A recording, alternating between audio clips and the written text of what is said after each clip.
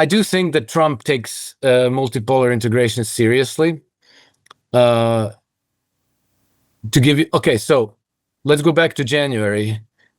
In January, Marco Rubio had confirmation hearings during which he said that the post-World War II global order is more than obsolete. And he said that it's actually being weaponized against the United States. And so that on the same occasion, he did say that the United States intends to embrace multipolar integrations.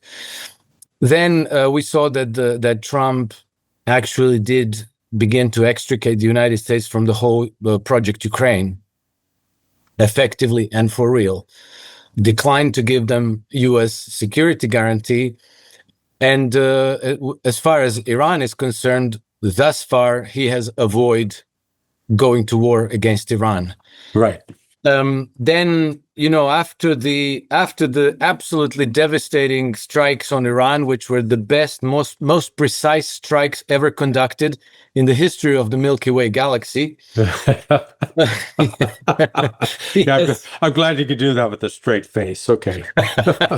Yeah. But on the serious note, what he has done with those bombastic statements is he has actually removed the West's justification for war on Iran, because, we are all about freedom and democracy, right? And imposing regime change in Iran and imposing the Shah doesn't exactly square with that. It's right. the way democracy works, right? At the point of gun, you tell them this is your new ruler and you shall obey them. So they needed a more digestible, more palatable pretext for war, and that was Iran's nuclear program. And so if Trump said that the nuclear program was just vaporized, it is no more, because these strikes were just so amazing and so precise and so fantastic. That means that he's removed the justifications. And then he gave statements saying that he's not seeking regime change, that it's messy, that he respects Iranians, that they are good tradesmen and good businessmen, and that they have plenty of oil, which kind of tells you what his thinking is, and that nuclear program doesn't have to be discussed anymore. So this week we were going to have continued negotiations between Iranians and the United States, but not about the nuclear program, but about other things.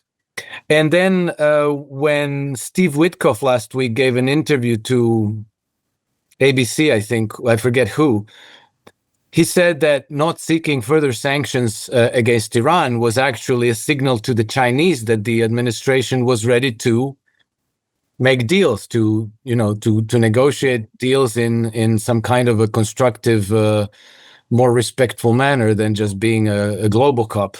So, based on all these points that kind of line up in the same direction, I do think that Trump is trying to steer the supertanker USA in the direction of multipolar integrations. Of course, in doing so, he's antagonizing exactly the wealthiest and the most powerful segment of the US society, because these are the vested interests that have benefited the most from the old order, from the rules-based global order, which is, the British free trade system, the banking cabal, and the military-industrial complex.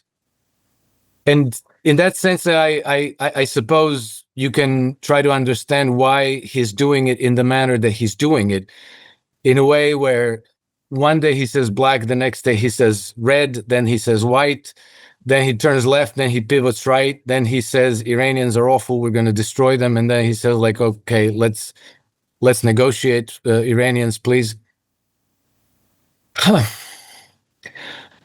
I think he's trying to pull in the right direction. Whether he'll be successful or not, we'll see, but I think he's not doing himself any favors, because by making these statements, like we vaporized the nuclear program in Iran, that lie has short legs. Because had he said, we think we inflicted serious damage on it, but we need to send inspectors. We need to send investigators there to verify. So we're going to exert pressure on the Iranians to let our inspectors in to verify the damage. And then, under that pretext, you could continue negotiations with the Iranians. You could drag it out for a few weeks or a few months even. And then maybe you can contrive a more credible lie and say, yes, we didn't destroy everything, but we destroyed most of it. And we did find like so many kilos of 60% enriched uranium, and we obliged the the Iranians to turn that over to us. Here it is. We disposed of it. Happy days are here again. And we can talk about oil and nuclear power plants and trade and all of these good things. By going with the bombastic lie that nobody bought, he's given himself no maneuvering space. Yeah. And now I think his whole construct depends on Netanyahu staying in power in Israel, because Netanyahu was the first one who bought into Trump's concept and said, yes, we did it. Thank you, Trump. Thank you, Mr. President. Like they had Israel plastered with all these portraits of Donald Trump and flags of the United States with the slogan, thank you, Mr. President. So Benjamin Netanyahu, who was in desperate need for a political boost, himself committed to this fiction. Well, now if he's overthrown, if he gets impeached and we get who knows what new government, Trump is maybe placed back to square one, and maybe the war against Israel goes beyond the 12 days and the hostilities renew, and there we're in a complete mess again.